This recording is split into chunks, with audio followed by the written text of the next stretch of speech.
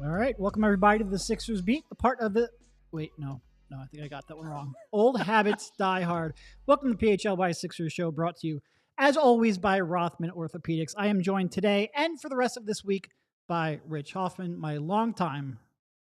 How long was that? Did we podcast together for a decade? I think we might have just about hit a decade. Yeah, the years blend together, man. I don't really know. I know we started before Joel Embiid's draft, because we did that draft. So I'm guessing we started like 2013. It probably was almost exactly a decade. Now he has to put up with me for the rest of the week, as Kyle, as Devon, as Bree are all on vacation. It's vacation week around here, huh? It is. And I will be gone next week, so we will really be doing a lot of different shows, a lot of part-time shows, honestly, it's just great to get a different perspective, I think. Obviously we get to talk to Rich a lot in season, as he's doing a lot of post games. Throughout the course of the summer, all three of us have been in studio a little bit more. So Rich has been doing a lot of Philly shows, a lot of other shows. It is great to talk some hoops with Rich. Probably a little more palatable for him now to do it once every month or so and not twice a week, but I think that's fair. So the chat already is looking for a different perspective, and that's fine. I'm going to be doing most of this week. I think Vince does need to get in here for at least maybe not a full episode, but at least a segment would probably satisfy the chat. At least they probably want a little bit more. But yeah, I am excited to talk about all I can say, look, as somebody who has talked a lot of basketball with Vince, be careful what you wish for. Just be careful what you wish for. Well, that's what I'm not sure they're ready for. But yeah, so maybe we'll get Vince in here. And yeah, we'll talk about some hoops during the downtime. I always used to mention our tens of listeners at the old shop, so there will probably be tens of listeners this time too, but different listeners, because those are our diehards, our friends who follow us all year. So excited to talk about these guys.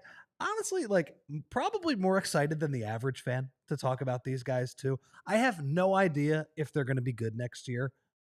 As you guys, I think you had a show last week talking about the over-under, and you're like, yeah, this is what the median outcome is, but it could be, 15 losses worse than it. It could be 15 wins better than it in the other direction. And that's why they're interesting.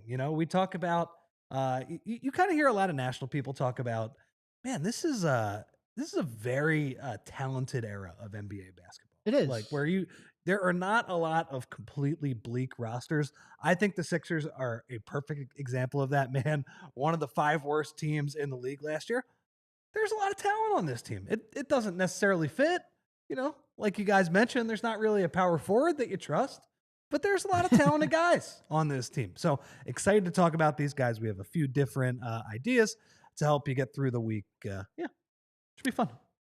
It is wild. I do feel like what you said there, we'll get into this a little bit later, because we're doing one question where it's like we're talking about basically a little bit of a comparison in a unique way about this team and 2001 team. Obviously that team, what, they win 56 games that year? 54, 56? Which one? 2001. 56. I think it was 56 and 26. Yeah. But we're basically doing a comparison with that team. Basketball and teams have gotten a lot better. A lot better. I absolutely love that team, but when you look at it in retrospect, it's amazing that the togetherness that they had, how hard Larry Brown got them to play, how they all accepted their very specific roles. We talk about roles nowadays where it's like, are you the 3-and-D guy? Are you back then it was like Eric Snow, you take 4 steps and you throw the inbound pass, and you do that every single time down the court. Nowadays, you've got Glenn Robinson III being like, I didn't know my role. My guy, you run in transition, you spot up, you shoot, and you defend. It's not that tough to get. Yeah. No, it is. but skill level in basketball is higher than it's ever been. Leads to some complications, leads to some people, I think, complaining about the preponderance of the 3-point shot. But I think the overall skill level is almost undeniable. All right, you want to just jump right into some of these mailbag questions that I think we have queued up, or do you got any other stray thoughts that you want to get off your head before you? Any other stray thoughts? I'm trying to think from the weekend. Oh, man, Joel Embiid, that dude loves baseball. He really has just dove into baseball. That guy, I think, is in like an NL only keeper fantasy league. I think he knows how to define a splinker. Like that guy turned 30 years old and he found America's pastime. Let me tell you, like as a guy who has told me before about his love of Formula One. Everybody knows he's a big soccer fan, long time. That guy just, when he picks up a sport, he dives all the way in. I think he knows so much about baseball. Well, and he really is. When he I feel like he keeps a lot of things on the outside, but once he dives in, he really dives in. You'll see him just in the locker room after a game with his phone on all the time. There's always a sporting event going on. If he is now devoting his interest to baseball and specifically to this Phillies team, I embrace that wholeheartedly.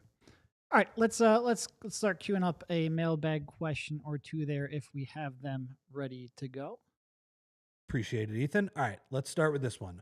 Which 3 players in order of likelihood are the most likely to be traded during the season? This came from Hamsinky in our Discord. Most of these questions come from our Discord, and if you become a diehard, you can join the Discord. It's one of the best perks that we have. You don't just get the free t-shirt, or the included t-shirt, I should say, with the diehard membership, because you are paying a little bit for that. You don't just get the premium writing from Kyle and Derek and everybody that we have writing. I don't even need to list it. Charlie, Jim Salisbury, everybody, Fran, Zach, everybody.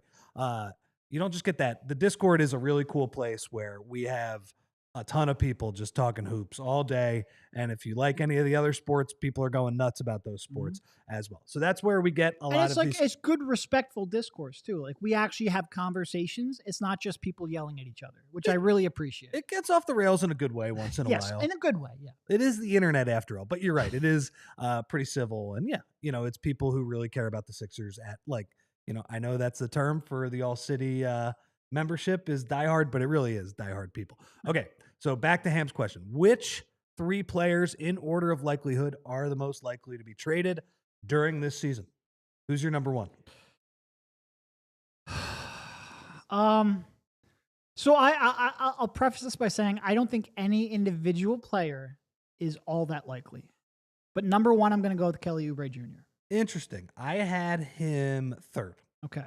So my main reasoning for this is salary matching, right? Especially in today's NBA with all of the aprons and the rules and the convoluted mess that they've created, you need to be able to match salary. And it's an absolute mess. And look, I derive at least a good chunk of, what I do towards trying to explain that. And even I'm like, guys, you went way too far. But you need to be able to match salary. You have to have flexibility, especially as an over-the-cap team. He is currently, we'll see what happens with Quentin Grimes, currently the Sixers' highest value, most tradable contract. So that, to me, almost makes him by default the number 1. Let's throw Quentin. Let's assume Quentin Grimes is on the roster, because I'm assuming you left him off because he's not on the team right now. Yeah, he's not on the team. Let's put him.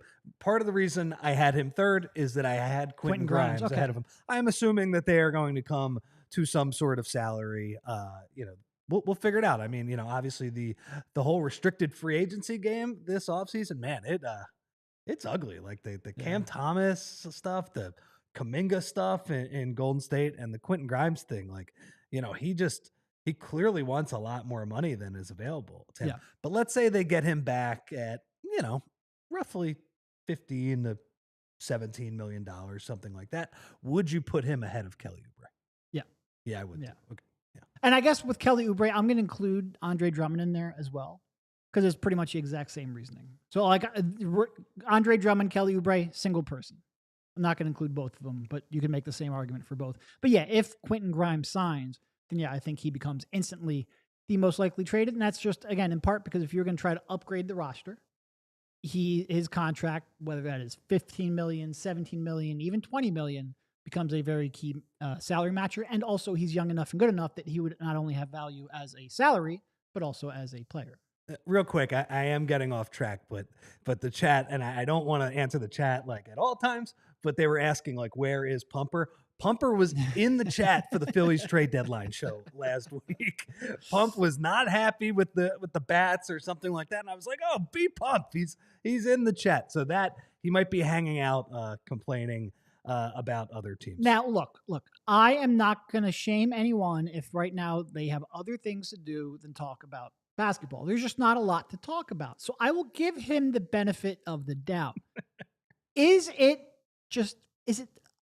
purely coincidental that it's also lining up with his draft takes, maybe not aging all that perfectly? I don't know. You can be the judge for that. Did you see that ESPN article? Those NBA execs, they're pretty high on VJ Edgecombe. I will say, though, we have seen more of Brian Pumper than we have of that coward Teachers Got Game. Yeah, that's fair. So the bar Pump is clearing the bar is the floor level on that. Yeah, what a great character. So you mentioned that none of them are very likely to get traded. Why do you think that is? Is it just because the rules are so hard? No, I mean, I think when I said that, I was more thinking of the big names that we'll probably get to fill out the rest of this top three. Yeah. Yeah. Yeah. I mean, you like you said, like you can add Andre Drummond and Eric Gordon in there. No, I think those three have a decent chance. Yeah. So I had one other name in the honorable mention category. Like I think answering Ham's question, I love just calling him Ham as if that's his first name. That should be. As well. Yeah, of course. Yeah. Answering the question, his or her question too. I have no idea. I think it's more likely that those players get traded, but I did want to put an honorable mention on Paul George. Yeah. Just in case. Like, let's say the Joel thing is a disaster this year. Like, he's not able to play. Let's say maybe the young guys are, they're showing some positive progress.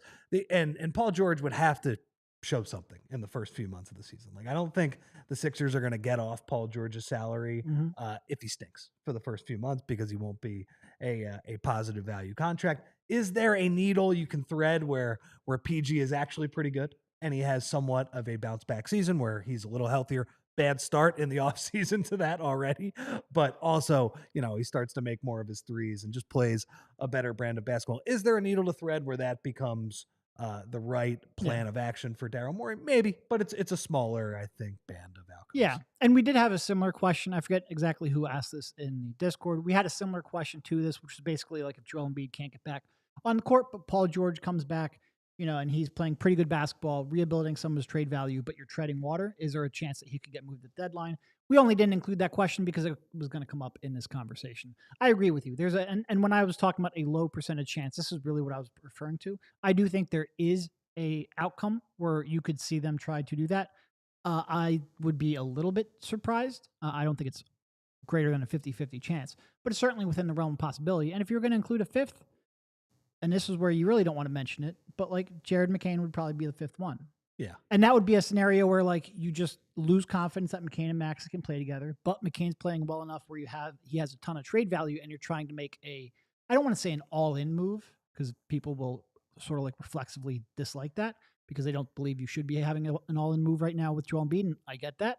But also just like a position of need that would be a long-term fit. Again, an unlikely scenario, I think Jared McCain finishes out the year. But if you wanted one player who potentially doesn't fit with your core, but has a lot of value league-wide, that player always has a chance of being traded, even if it's not a high chance of being traded. Yeah, that's more of a compliment to Jared, saying like if he gets traded, it's probably because he balls out, and maybe he gets squeezed out a little bit with maybe VJ plays well, right? And the VJ Maxey backcourt just looks like that's going to be your pairing. I mean, I think most people would probably guess that's going to be their pairing in the long run. Man, we'll get to Jared in a little bit. I am like fascinated at the range of outcomes that he could provide you this season. Just the fact that he gave you such a small taste of his ability to move without the ball, to just, make like 5 threes in a quarter. He's just a dynamic shooter. So that is an interesting one. Okay. I think we could probably move on to the next question, though. All right. Thank you, Ethan. Take the current top 10 players on the Sixers, That is Tyrese. That's Quentin Grimes, VJ Edgecombe, Paul George, Joel Embiid, Jared McCain, Kelly Oubre, Justin Edwards, Adem Bona, and Trendon Watford. If a time machine took them back to 2001, little Back to the Future style here, get in the DeLorean, would they start, star, sit on the bench? Scott. Huh? Nothing. Go ahead. Oh, sorry. Be in the rotation, deep bench, or not be on the team at all. And I think that was from Dr. Blah, I think, in the Discord. Yes. And so in this hypothetical, which by the way, I'm a little surprised by the Watford question mark he had up there. I think Watford would clearly be in that top 10. Regardless, this hypothetical, we're assuming health, right? Dr. Blah on blast for his I mean, rankings. I'm just saying I'm surprised. That's all. We're assuming health, right? We're not guy gives like us content. We're not like, well, if Joel Embiid is playing 20 games and he's not going to start, we're just assuming that they're healthy. Yeah, why not? Okay. So, I mean, clearly, and look, that 2001 team, one of the reasons I'm this big of a fan of basketball, I was all in on that team. It was a great watch. One it was of my a favorite great teams movement. of all time. It was the Any city. sport. The city just galvanized around that team in a way that I'm not sure I had seen since probably '93. Not a hockey fan. Do you remember the flags that they had on Oh the yeah, cars? that was a big man. thing. Yes. What an era. That was the prime era of putting Sixers flags on your car. That being said, I think this year's team would have 4 starters. Yeah. Right? Oh, yeah. So like Maxey, starter, even though it'd be real tough, him and Iverson. Like that backcourt doesn't make any sense at all. He's just too talented. You can't not start. Paul George, obviously a starter. Joel Embiid, obviously a starter. I think probably Quentin Grimes a starter too. Would you put Quentin Grimes over Eric Snow? I mean, you can't have Eric Snow as a 3. And George Lynch, I mean, come on. George Lynch isn't starting. Like when he would make his 1-3 every 3 games, Zoo would say, from Lynchburg. That's the thing. Players are much more skilled. I mean, this is a fun question, but part of the reason we were laughing about it when we were talking about it earlier is like, if you put Jared McCain in 2001 basketball, he would well, Larry Brown's head would explode. Larry Brown would bench him in about 3 seconds. But like, I feel like if he just put Jared McCain in for a quarter, Jared McCain, he would make like 3 threes, and you know Larry Brown would probably bench him, and like Jared McCain be like, "We won my minutes by 10 points because I made 3 threes. I scored 12 points in 4 minutes. What are you doing? They're not even guarding me out here, which is crazy. And fast forward 25 years, there's going to be a guy in my chest the entire time. I mean, that's the thing. That Sixers team, they all had very specific roles where, and the one thing I will say, right, because people always lump that 01 Sixers team with the 2007 Cavs is kind of like the worst supporting cast that have made the NBA Finals. That 2001 Sixers team, as uninspiring as those names look when you just put them next to Allen Iverson, they played unbelievable defense. Yeah. And they were the perfect team in that era. Is as good as AI was, you needed people with very specific skill sets around him. You needed, like, as much as Eric Snow could not make like an 8-foot jumper for the most, and like literally an 8-foot jumper, you actually needed another big guard to be able to play more responsible defense and pass. Yeah. And look, Eric Snow, and look, I realize this is mostly us dumping on that roster. Eric Snow was an incredible defender, like an all defense caliber. Was it Kobe who always said that he was the toughest guy guarding him in the league? I think Kobe said that. Did he say that? I'm pretty sure he said that at one point. Now maybe he was just being polite, but Eric Snow was a great defender. Lynch and Hill were great defenders, absolutely. But you bring up this is a skill set needed around Iverson. It just would have been nice if one of those skill sets was shooting, because one of my big question marks is like, what would Allen Iverson look like? Because everyone says like, oh, well, Iverson wouldn't work in the modern game because he doesn't shoot well enough. Yeah, but what would Iverson look like with shooting around him? Like, can you imagine Iverson with actual spacing? He would have been, I mean, he's already unguardable, but he would have been absolutely absurd. And I know this has changed over the last, let's call it 15 months with the hand check rules that they, I probably say 18 months, honestly. They changed it mid-season last year.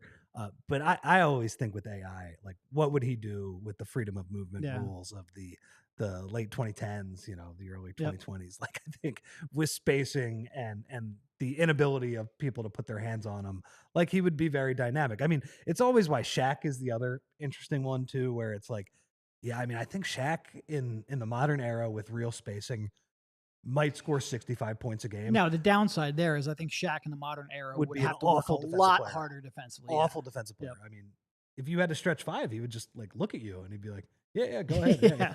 You could shoot. Like the guy would be wide open. We actually should transport Shaq to the modern. I mean, that would be just like the most fun games to watch ever. I mean, those games would be like 145. Yeah. Just Shaq. I'm trying to think like who he'd be dunking, like some Shaq dunking on some poor backup center. Yep. Just like Rashawn Holmes putting like 3 fouls on him in 5 seconds. And this is also where my head goes, like, I wouldn't mind seeing Joel Embiid in that era of basketball. Just because the workload he would have defensively would be so much less. I wonder, A, if his body would have held up a little bit better when he's only patrolling like a 5-foot radius around the rim.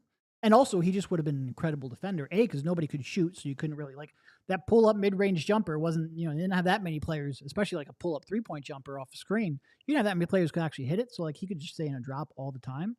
And with those rules, I just wonder if he would have held up just a tiny bit better. He would be the best defender in NBA history with the lack of movement that was required in that era. That's number one. But his offensive game actually translates to that era as well. Like, it honestly, his offensive game, I just wonder if he would be as much of a pick and pop threat as he is now. Yeah. But honestly, if you watch his first, let's call it, I think once Doc and Daryl got here, he went more to the nail and started facing up a little bit more. Those first 4 years of his career, it was a lot of throw the ball to him on the left block, and that felt antiquated at that point. But if you put him right in 2001, that's like modern offense at that point. But yeah, he would be sick back then. All right. I think before we get to the next block of questions, a word from some of our friends. All right, guys. First up, we got to tell you about Ace Hardware, because if you're like me, you need a little help with some of that work at home. If you've got an outlet you said you'd fix last summer, at Ace Hardware Home Services, they've got the person to fix that. Because now they're not just the helpful hardware folks, they're also the helpful home service and repair folks. From plumbing and heating to electrical and cooling, they've got the trusted pros to keep your home humming all year long. Ace Hardware Home Services, they're bringing the helpful home. Helpful you love from the store, now to your front door from Philly to the Jersey Shore. Visit Ace Hardware Home Services online at acehardwarehomeservices.com to get started on your next project. And now let's talk about our friends at Righteous Felon Craft Jerky. Guys, are you craving the perfect snack that satisfies your hunger and provides you the right amount of protein to fulfill your body's daily needs? Well, I have the solution for you. It is Righteous Felon Beef Jerky and Meat Sticks. Righteous Felon traces its roots back to the hallways of Downingtown Middle School and was officially launched by lifelong friends in their apartment kitchen after college, local boys. The Exton, PA-based company has been making all-natural, premium quality, better for you meat snacks for over a decade and has evolved into the region's preeminent jerky brand. The packaging is fun and engaging, the flavors bold and tantalizing, the texture tender and soft, and these are, without question, the best meat snacks around. And we're only 5% saying that because they pay us. The jerky and sticks are sold in your favorite local retailers like Wawa, where they're running 2 bags for $10, which is the best value you'll see anywhere on jerky right now. But they're also in your Giants, your Costco's, your Royal Farms, and thousands of other independent stores. And what's more, Righteous Felon helps fuel your favorite Philly athletes by working with the nutritionists of each local pro sports team to provide jerky and sticks for players to eat before and after workouts and as a refueling snack during games. So, Righteous Felon jerky and sticks are good enough to keep Philly's pro athletes performing at the top of their game. It's going to be good enough for you too. Now, if you're the kind of person who wants a deal and snacks delivered to your doorstep, you can order out online at righteousfelon.com using discount code PHLY20 for 20% off. They have all kinds of cool variety packs and bundles on the site. So it is the perfect gift for the special meat snack lover in your life. Again, that's discount code PHLY20 for 20% off your order on righteousfelon.com. All right, welcome back to the PHLY Sixers show, brought to you by Rothman Orthopedics. All right, I don't have anything else on the 0-1 team. We were supposed to go through each player and be like, which role would they play? And I'm trying to think who was worse. Like what? How would Maxey fare in that era? I would say I mean, I think Maxey for the most part would just be tough to play next to AI. Not even because he couldn't, because he's obviously such a great off-ball shooter. But he would need his own team to, you sort of build AI style around him. But I think he would do that pretty well. Defense. So, like, I guess the one player, if we were switching flipping the question a little bit, the one player I'd love to see in the modern NBA, besides Iverson and the spacing and all that, I think McKee would probably be a little more valued now, just because of his versatility, his ability to play a little bit on ball. I think it was a little bit overstated, but he could play a little bit on ball, obviously off ball. Could shoot a little bit, could defend multiple positions. Would have been nice if his body just held up a little longer into his 30s. But I think he was the one player where it'd be like, I could see him translating in today's game. I think he would absolutely translate well to today's game. He's actually got a couple sons who are pretty good players too. I think Jaron is starting to Dayton this year, and Julian's, he's going to be pretty good too. So yeah, I agree. Aaron McKee definitely had that 3-and-D personality. I mean, you probably have to take like, I don't know, what, 250% more than he did back then, but that little slow release over his head. I went through a phase where I tried emulating that shot. It didn't work out well. It's hard to block, man. Yeah. No, it's definitely hard to block. It was also hard for me to release consistently. Oh yeah, I couldn't do regardless. That. All right. I think we got the next question coming up here. Oh, this was the one that led our title. It was our title today for the show. It was from Codaran. More likely to make the All-Star game. I'm assuming this means this season. Jared McCain or Paul George. So I think the truthful answer is neither, right? Because first of all, I assume two things. First of all, Maxey is, obviously whether Embiid's healthy, whether Embiid's not healthy, Maxey is the most likely non-Embiid player to make the All-Star game. So then you get to the point where like, all right, well, are you going to have multiple All-Stars or are you going to have three? And if Embiid's not playing, then I don't think you're getting a second All-Star, right? Because you're probably not winning enough games to really warrant it.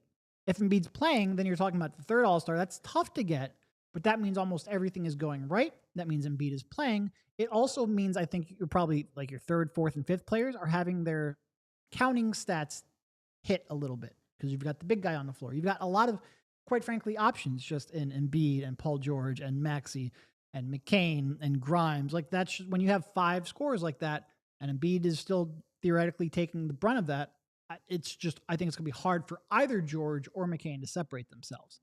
That being said, obviously if you get to a spot where like neither of us think either one's going to start an All-Star game, right?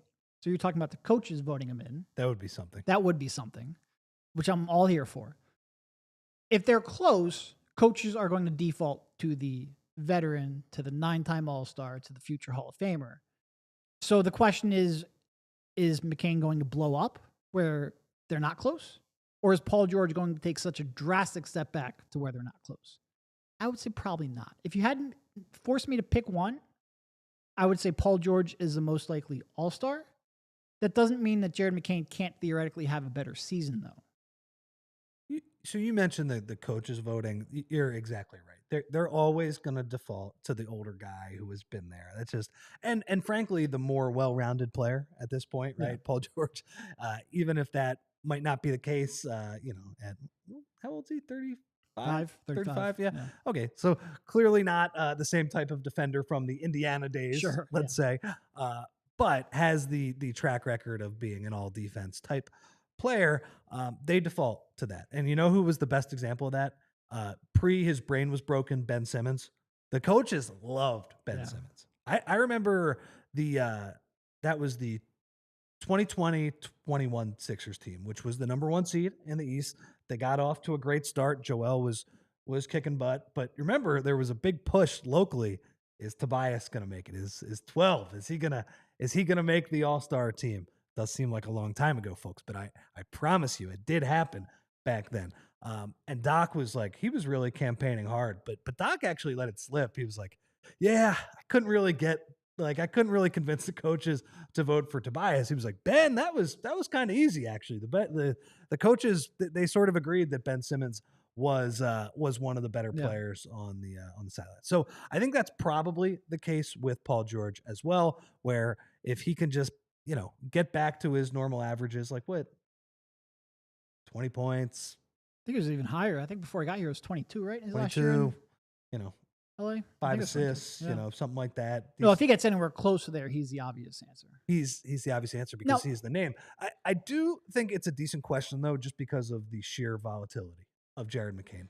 yeah. What if Well, this and guy's and just the insane? and the volatility of Paul George too. Yeah. Oh yeah, there's some downside risk Yeah, with the yeah. 35-year-old guy. That's gone Which I through think, 3 knee surgeries in the last 12 months, including one mysterious one in the offseason, which we have no idea really how that happened. or 3 knee injuries. Pardon me. Yeah. No, and look, if Paul George does fall off of a cliff, then they're probably not winning enough games to get a third All-Star anyway. So this question is a little bit moot, which is why I think maybe a fairer question is like, who will have the better season? Look, Jared has some upside, and I think Some real upside. a lot of people have, I don't want to say downplayed it, but have, sort of gone of the, well, it was only 23 games or whatever it was. And I remember I talked about this recently, but like he had a stretch of like a 15 game stretch where he averaged like 20 points per game and shot like 39% from 3. And if you start looking at rookies who average 20 points per game over 15 game stretch, there just aren't any frauds. Like it is really, really tough to come in the league and in your first month as a player, put up that kind of a number that consistently. And I think with his skill set, which I think offensively, which is probably a key distinction we got to get to, but offensively works with any combination of players and stars the Sixers could put on the floor. And with his incredible work ethic and his ability to adapt so quickly, there is upside here that he could just completely burst through and put himself on the radar like that. I think I probably value his 23 game sample more than a lot of fans do. Yeah. In part because I think fans are a little bit jaded. We've been hurt before, and I get all of that. But I think when you look at the history of the league, a player that young that can do that for that kind of consistency, especially like, when you're talking about a rookie, it could be just a 15 game stretch over 82 games. He only had 23 games. So he had a very limited sample to try to get that kind and make that kind of an impact. I'm very high on Jared McCain. I do worry a little bit about, well, do they get to a point where they just don't trust the two of them defensively, and does that hurt his minutes? Does that limit him to 20, 25 minutes? Not because of his skill set or even his ability, just because of the fit. I worry about that a little bit, and that would probably pull me back on some of the Jared McCain All-Star talk too. It's part of the reason I'm excited for this team, man. They got 4 guards and 2 of them who one of whom is one of your mainstay players, and frankly is the emotional leader of this team, as you see at these workouts. So a guy that you're going to pencil in as a building block type of player, being paid like one as well. But you also have another guy who, like you said, has a ton of upside. Man, if we struggle for ideas the rest of this week, we should just play some of those Jared McCain relocation dribbles, man. Like the game against the Nets where he's like, I'm the rookie of the year. And it was like, no, actually, Jared, you're going to get hurt in like five games, which kind of stunk. But you were on track to be the rookie of the year at that point as well. I mean, I think like part of my brain forgets that too. It's like, man, he was killing it early in the year. I like you said too, I value a guy who's on fire at the beginning of the season. It's, by the way, as good as Quentin Grimes was at the end of the year, and as much off the dribble stuff as he did, which was very impressive, it was during nonsense ball season. It was during Mickey Mouse March. That's not the time of the season where that always carries over. Jared McCain was on fire and was killing it and keeping the Sixers afloat in a lot of these games at the beginning of the season. So very excited to watch him play next year. Because it's such a small sample, I'm kind of prepared for everything, like did he just get on a good roll there and maybe he's a little bit more of an up and down type of player. Like you said too, I wonder if this is the right team for him, if they're going to have the right pieces to let him thrive. So very interested to see what he looks like with Maxey and with Edgecombe and with Grimes as well. So yeah, I could see a whole bunch of different outcomes, but yeah, like you said, that was a small sample at the beginning of the year, but it was really encouraging, man. And like still the most important skill in the NBA is the ability to put the ball in the hole. Yep. And he is awesome at it in a way where I think he could draw a lot of attention from defenses. Like if he has, 5-6 game stretch where he's on fire at the beginning of the year, they're going to start guarding him like JJ Redick. Yes. So that's going to provide a ton of value, even with the defensive limitations, because they're still there. I think we all know that as well. So definitely excited to see Jared play this year. No, you mentioned it. The most important skill in the game today is be able to put the ball in the hole. The second most important skill might be the ability to get that shot up, and not just when you're open, but to be able to create space It's on or off ball, and he does that. And honestly, he showed a little bit more on ball juice than I think any of us were expecting. I am incredibly excited to watch him play and develop. We should probably I'll watch a little of his highlights of his film this week. I kind of want to get reminded of what the Jared McCain experience was like, because man, we watched so much bad basketball in between the point he got hurt. God, I mean, they just say it like on a Saturday. It's like, oh yeah, he tore his meniscus after a terrible loss. That was November when the hits just kept on coming. Anyway, excited to reacquaint myself with Jared McCain. Okay, next question.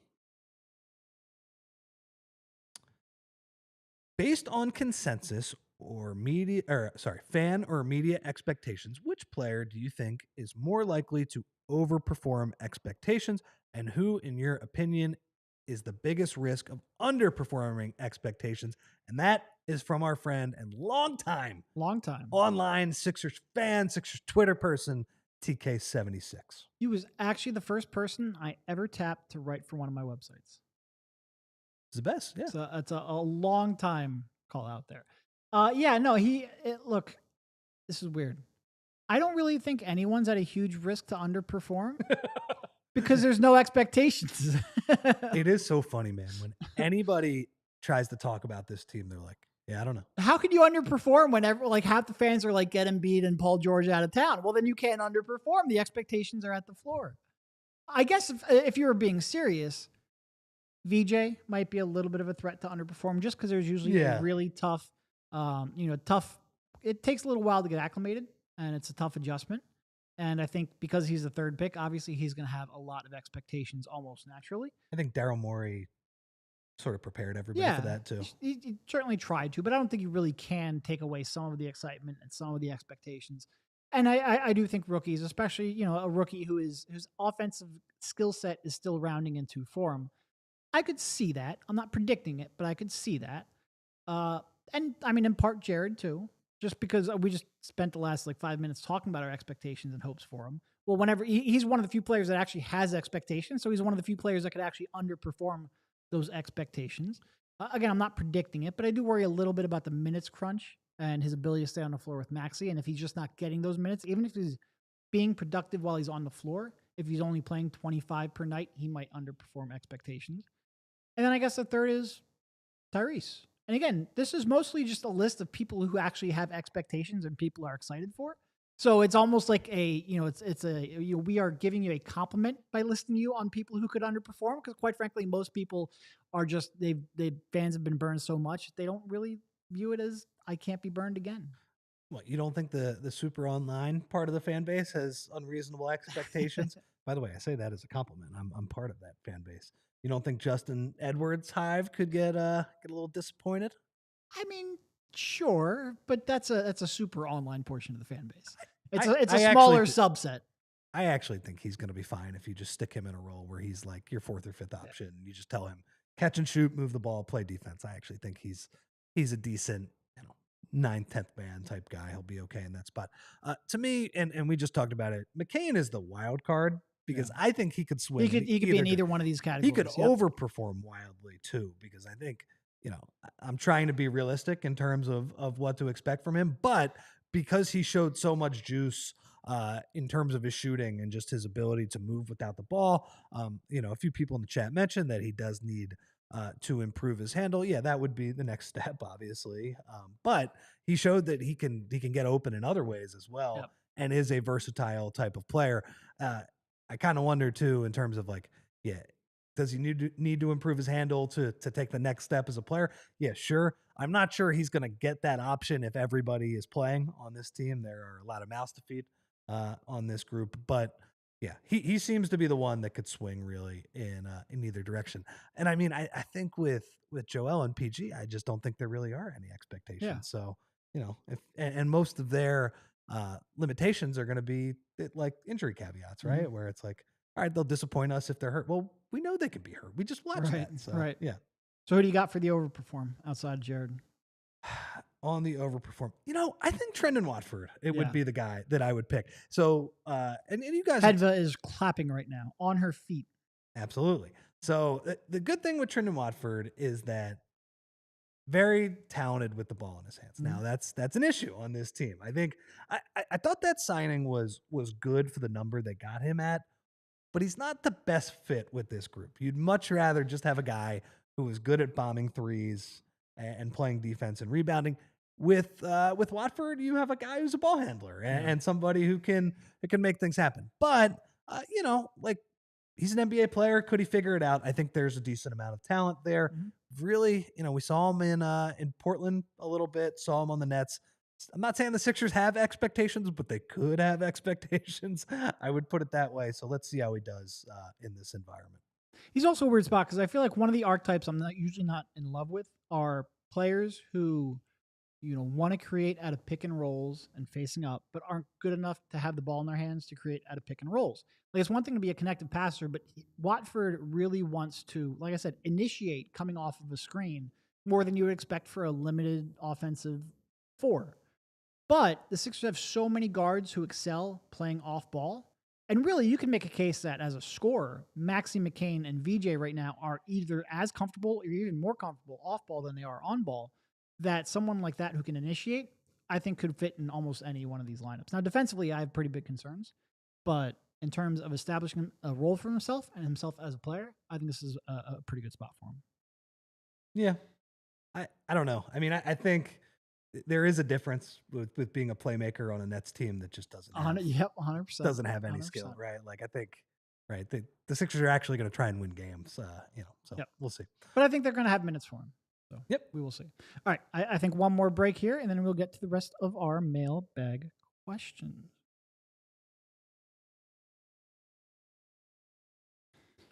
All right, first up, we got to tell you about Rothman because we want to get back to getting you back to what you love, especially this summer.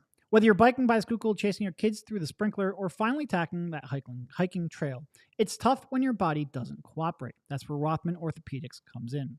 From aches after a pickup game to old injuries flaring up on summer adventures, Rothman's team of experts is here to help. With evidence-based care and a commitment to restoring your mobility, they'll get you back out there stronger than ever. Don't let pain put your summer on pause. Visit rothmanortho.com/PHLY to book your appointment today and get back to doing what you love, pain-free. Rothman Orthopedics, getting you back to your summer game is their mission.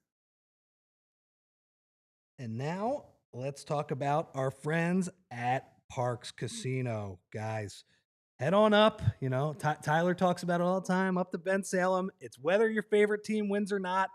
There's always another way to win on the Bet Parks online casino app. You can check out brand new casino games like Huff and More Puff and Fire Blaze Sky Queen, a Bet Parks exclusive. It's the only app that I ever used to play all of my favorite casino games in the palm of my hand. You can play blackjack, roulette, craps, poker, baccarat, and hot online slots like Cash Eruption, 88 Fortunes, and Cleopatra online slots. You can play online slots based on your favorite streaming shows: Walking Dead, Squid Game, Breaking Bad, and Peaky Blinders, and all your favorite classic casino games from wherever you are. New users get up to $1,000 casino bonus back if you're down in the first 24 hours. Go to betparks.com and download the app right now and enjoy all the action and excitement from the casino at your fingertips. You must be 21 and in PA, New Jersey, Maryland, or Michigan for Bet Parks. You love to play, you love to win. You Bet Parks. Gambling problem? Call 1-800-GAMBLER. All right, welcome back to the PHLY Sixers show, brought to you as always by Rothman Orthopedics. All right, I think that's probably it for that one. Let's get on to the next of our mailbag questions. All right. I just think, like, Trendon Watford, if you actually have Joel Embiid and Tyrese Maxey and Paul George and Quentin Grimes and all these guys, like, it's a big ask to put the ball in his hands. Wofford? Yeah. Yeah, no, I mean, I think it's more like, because first of all, I don't think he's going to be playing like 30 minutes per night. Like, I think we're talking about 20 minutes. And I think it's mostly going to come with bench units. So, like, it'll be like two of those guys on the floor and Wofford.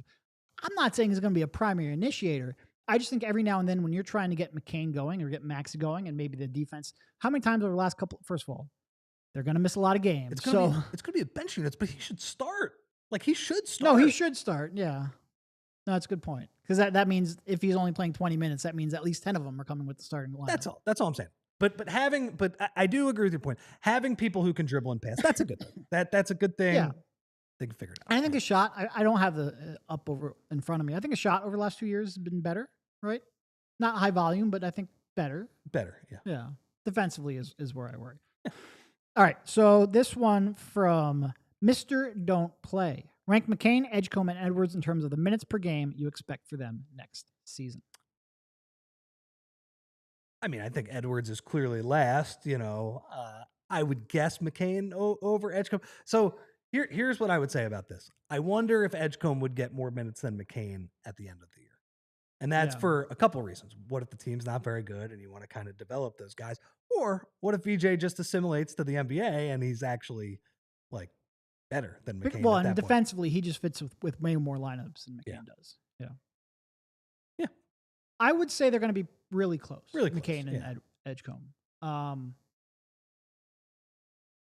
Which one would I actually take, though? They're obviously going to be very heavily incentivized to play the number 3 pick in the draft, even if they are a team with expectations. And McCain does have those lineup concerns that... Could you see a scenario? Honestly, it would be real close. I would probably say both of them right around 25. I just wonder if there's a scenario where in November, December, we're on a post-game show and we're complaining about why is Jared McCain not playing more on this team? And Nick Nurse will say, because of the defensive concerns, right? Yeah. And that's sort of where he falls back into. I just wonder if that's the case. I'm not saying it's automatically going to be the case. So Jared McCain last season in 23 games, he averaged 26 minutes per game. Now, I will say some of those games, they were running with a skeleton lineup. So yeah, it wasn't like Nick Nurse had all of his options available and was giving him 26 minutes. So, yeah, I mean, I think, what do you think, low 20s for both of them? Yeah, 20 to 25. Yeah. Yep. All right, next question, if we have it lined up and ready to go. What do we got here? All right, we know Embiid is most probably never going to be the player he was before the injury. But is there a chance that we ever get the version against New York in the playoffs from the French process? So my concern here is he capable of that? Probably. But you're talking about on a night-to-night basis over 82 games rather than, 5 games spread out. Like, I don't think he would have been able to do that, like, for an extended run, even, in May 2024. No. We've talked about this before, but I'm at the point with Joel where I don't really think he needs to work on anything else basketball-wise. Yeah. And he would probably disagree with us and say, hey, man, there's always something for me to improve on. But if he gets his body right, that does 97% of the work, right? Yeah. And I think his actual skill set, the ability to rise up and shoot over people, that's going to age really well if he can stay on the court and stay relatively spry and relatively nimble. He has not been able to do that, alas, and that is the bigger issue. But like the idea that Joel, if he could stay on the floor, would age gracefully with the ability to shoot mid-range jump shots and protect the rim and all of those things like that, yeah, I think that's absolutely in play. No, and the side that I've always concerned myself more with of him aging is defensively. There's just so much pressure and so much responsibility on centers in today's game, which we talked about a little bit earlier, that, him in January, the jarring thing to me was the defense. And that's the concern for me as he ages and deals with these injuries, is that moving in space is just going to be tougher and tougher and tougher. He's always going to be big enough and talented enough to score points. But defensively, it's just, there's a lot asked of centers. There's a lot asked. And there was someone in the chat, I forget, I'm scrolling, trying to find it. Court Gesture, and that version, who averaged, 33 and 11, couldn't see and was on one leg. It really is. It's a shame they couldn't pull that series out, because that would be his, even though it's only it would be a theoretical first round win, that would be like his defining moment, because he really had no business putting up those kind of numbers and running that kind of team. Yeah. The thing is, that's probably not, like you said, because of the injuries, that's not what he should aspire to, right? He should aspire to like a little more wear and tear. Like he was, that was kind of a very gutty effort, I would say. Like I was very impressed with his talent. Obviously, he has the 50-point game in game 3, but I was more impressed that he just kind of fought through not being able to get up and down the court. You know what's underrated in his career? Because, and it's in part because the offense was a little rough in the last few games. His defense in that Boston series in 2023 is underrated. He was awesome I defensively. think in part because Game 7 just turned out so poorly. Oh yeah, no, I understand why. I get it. But you mentioned like the defense deteriorating, and I think that's something we saw as early as the Olympics last year, which should have been a style where he was really, able to protect the rim and really kind of a dominant defensive player.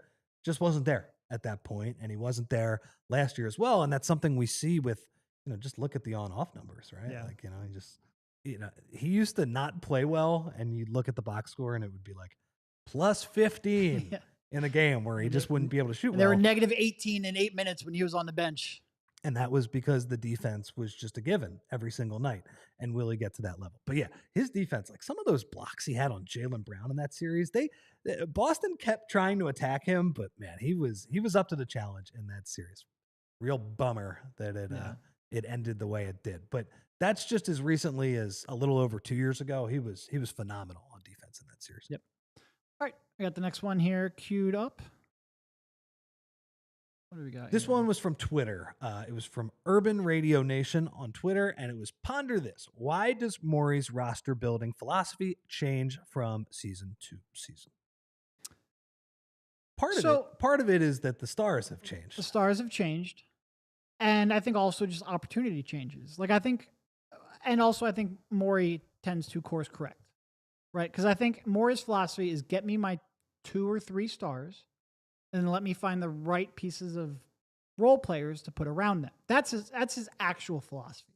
Also, shoot threes and play at a high space, but he's willing to compromise on some of those, quite frankly, depending on his star. The Sixers had never been a super high usage 3-point team, even though Daryl Morey basically reinvented the game with take as many threes as you possibly can because Joel Embiid operates so much from that mid-post area.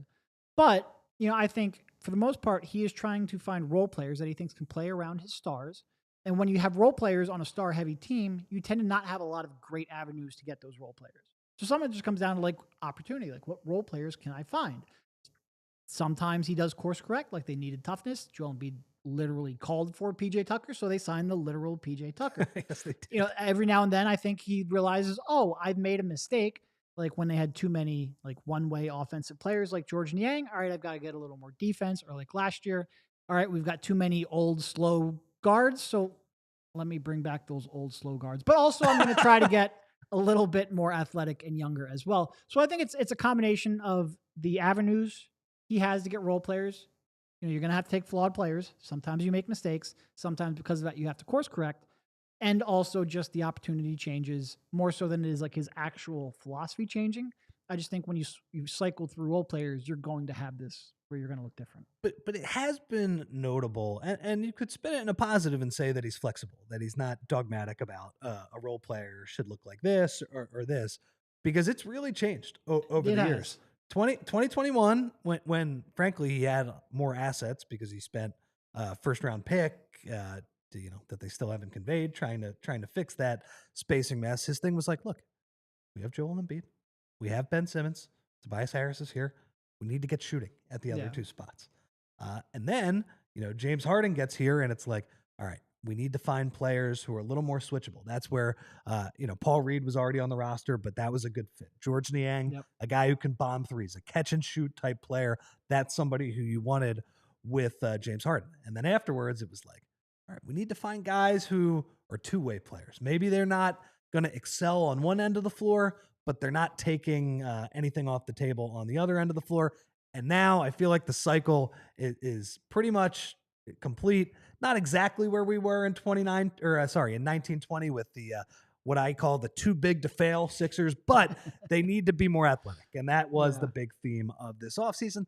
Did they do it? I mean, I think Trendon Watford helps a little bit.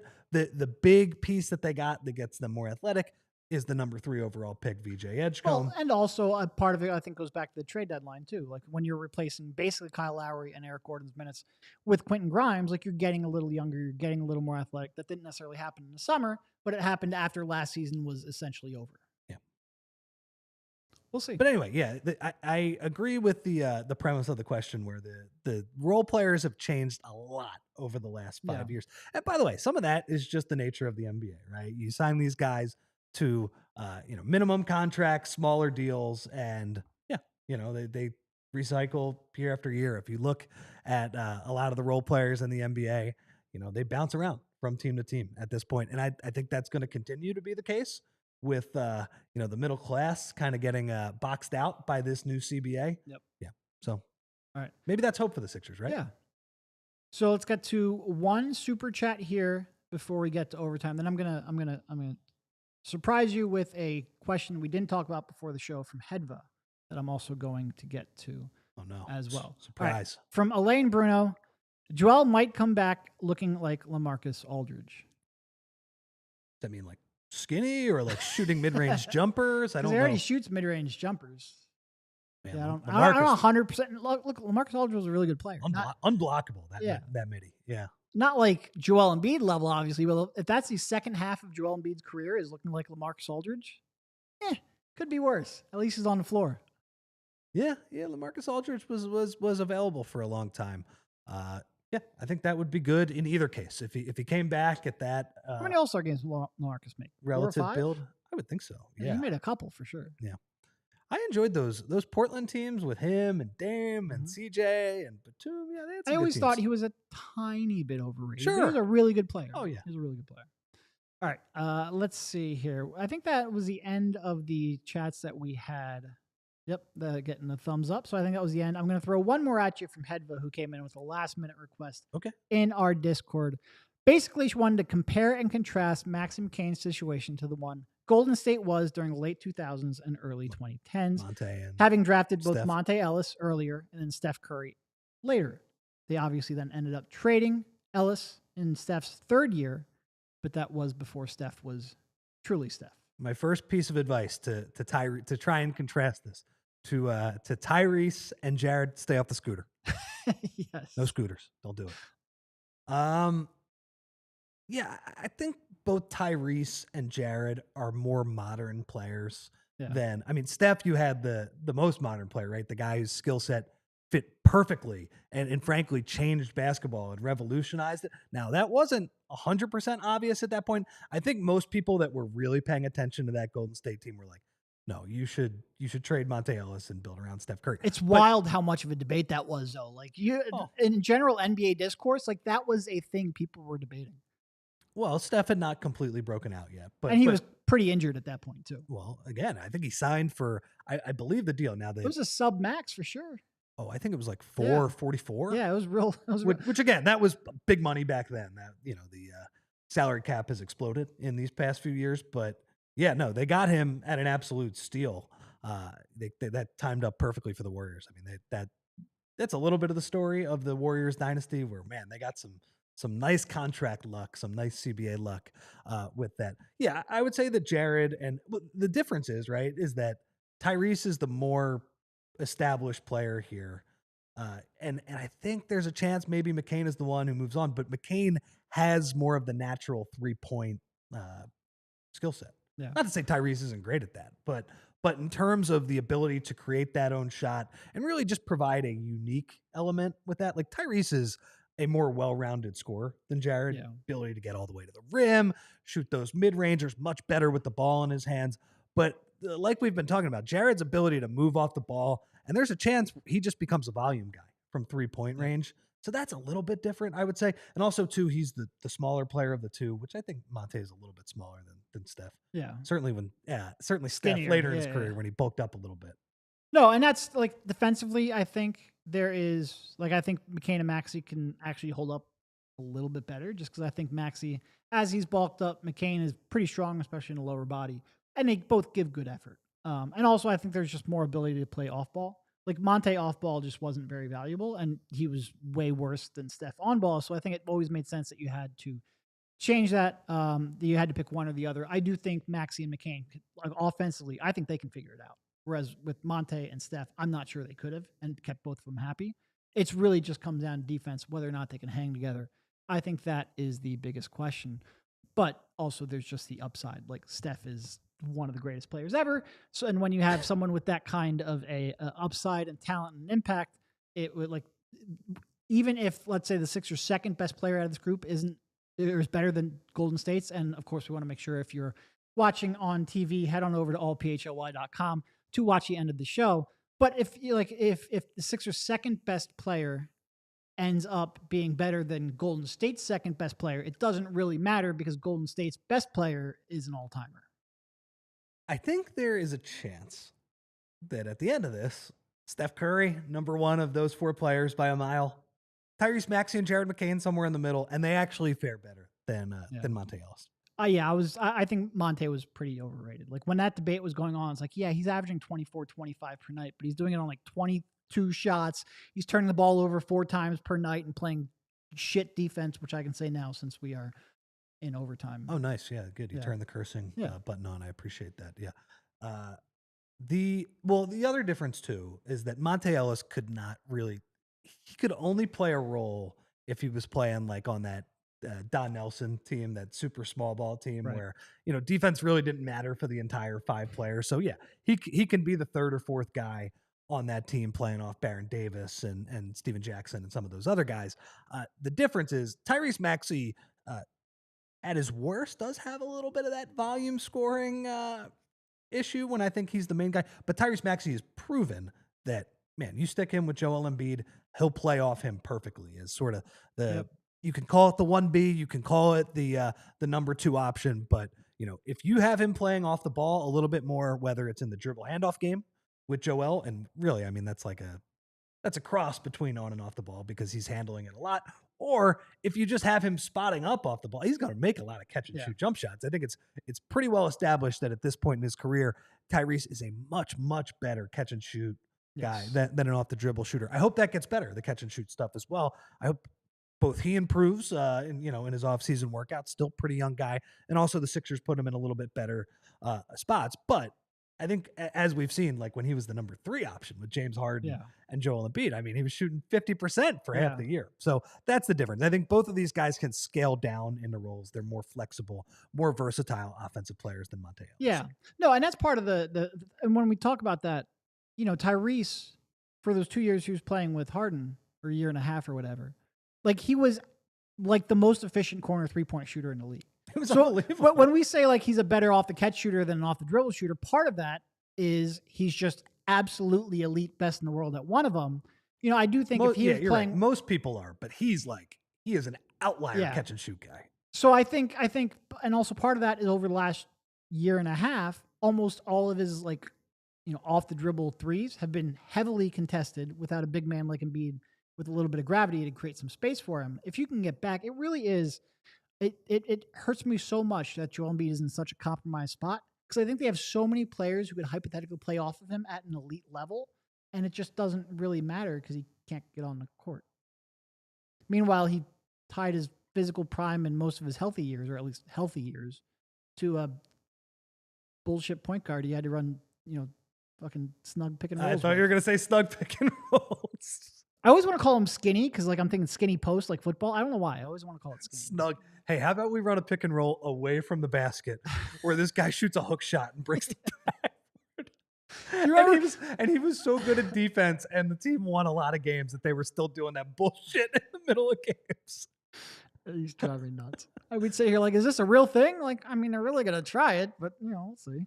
Do you think Brett is you have to get even closer to the basket on the pick and rolls? Yeah.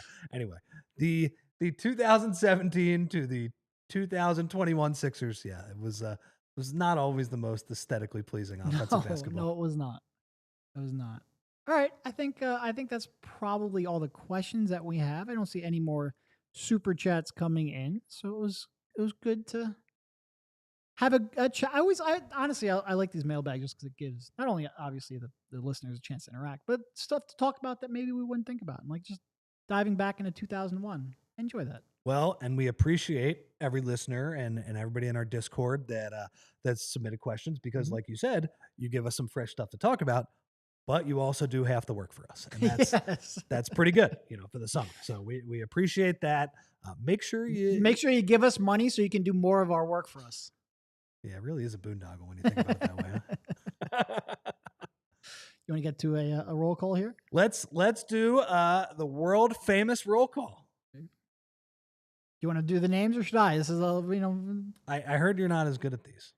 Oh, I heard you say I'm not as good at these. I specifically heard you say that. So here, the issue we have with the roll call right now, do you see the names right now? It is. You're going to have to say EROS 777777. So I know a lot. I know a decent amount of these people, but I don't know everybody because they have the new YouTube names. That's fine. I can do a mediocre roll call. Let me see who we got. You just go in with the the color commentary there. Okay. All right.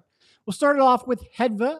Once again, thank you Shout for out not Hedva. only participating in the chat, but also for dropping a question in there as well. Aaron, Rick Morris. What up, Aaron? Al Faded. I think it's a new one. I don't remember him. Al Faded. I feel like I've seen that avatar before. Okay. But I don't. You don't recognize the name. I don't know who it is. Really Shout out to Gene.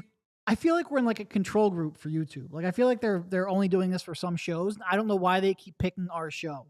I really like the old names way better. Yeah. Way better. DFJ Hoops. Oh, it's Theo. I thought it was Theo. Okay, Yeah, I thought it okay. was Theo. Shout out to Theo. Brian Knight. Darkness. Darkness. You're not gonna. Okay, that was a fair attempt. Better than I would have done. Winona. Line Wen. D Flyers. Mr. James James. SB Cole. Eugene Ross. Marcus Blackstock.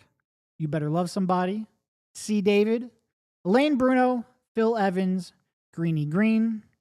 Let me scroll up here and see if there's any that I missed. Did I say Phil Evans? I said Phil. You said I Phil. literally just said Phil Evans.